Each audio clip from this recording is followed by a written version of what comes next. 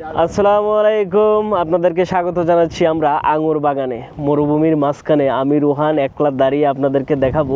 একলা না, সাথে আমার সাথে লোকও আছে। যাই হোক, তাদেরকে নিয়ে আমি আপনাদেরকে মরুভূমির মাঝখানের চাষাবাদ এবং চাষির জমি নিয়ে আজকের শর্ট ব্লগ দেখাবো। এটা হলো আঙুর গাছ।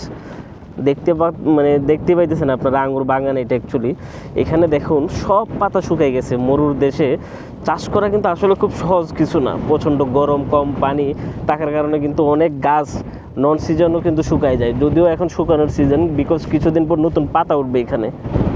অনেকে হয়তো জানে না, সৌদি আরব আল কাসিম কিন্তু খেজুরের জন্য বিখ্যাত না, এখানে আঙুরও চাষ করা হয়।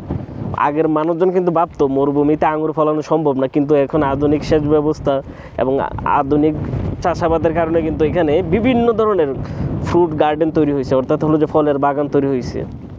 এই আঙুর যে শুধু সৌদি রাখায় তা না, অনেক জায়গায় বিক্রিও করে। কিন্তু চারিদিকে দেখুন এখানে বাঙালি ভাই ব্রাদাররা কাজ করে, প্রায় 12 থেকে 15 জন লোক, এবং তাদের যে স্যালারিটা দেওয়া হয় সেটা হলো যে আপনার 1800 থেকে 2000 রিয়াল, এবং যখন ফলটা আসবে তখন তাদের স্যালারিটা হয়ে যায় 3000 রিয়ালে।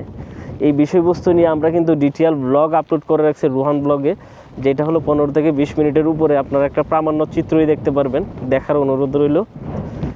আর একটা কথা বলে রাখি, যারা রেগুলার আমাদের ভিডিওগুলো দেখতে চান, আপডেট পেতে চান, আমাদের YouTube channel Rohan blog, TikTok, Instagram, Facebook page সব জায়গায় কানেক্ট হয়ে যেতে পারেন। বিশ্বের বিভিন্ন দেশের ইতিহাস, কৃষ্টি, কালচার, চাষাবাদ, তাদের জীবনযাপন, গ্রামীণ রুরাল লাইফ, এসব কিছু নিয়ে আমি রোহান ব্লগ করব। এবং যাওয়ার আগে একটা কথা বলে রাখি, যারা ঈদে শপিং করতে চান, বিশেষ করে ড্রপ শোল্ডার, পাঞ্জাবি, নতুন নতুন কিছু কালেকশন এবং হলো যে এক্সক্লুসিভ কিছু পোশাক নিতে চান, তাহলে আমার নিজস্ব ব্র্যান্ড র্যাপসবিডি ভিজিট করতে পারেন, www.rapsbd.com। লোকেশন যদি বলি, সেটা হলো যে ভৈরব বাজার বাস স্ট্যান্ড সংলগ্ন নদী বাংলা সেন্টার পয়েন্ট, 2য় তলা, 14 নম্বর শপ। সবাইকে দাওয়াত রইল।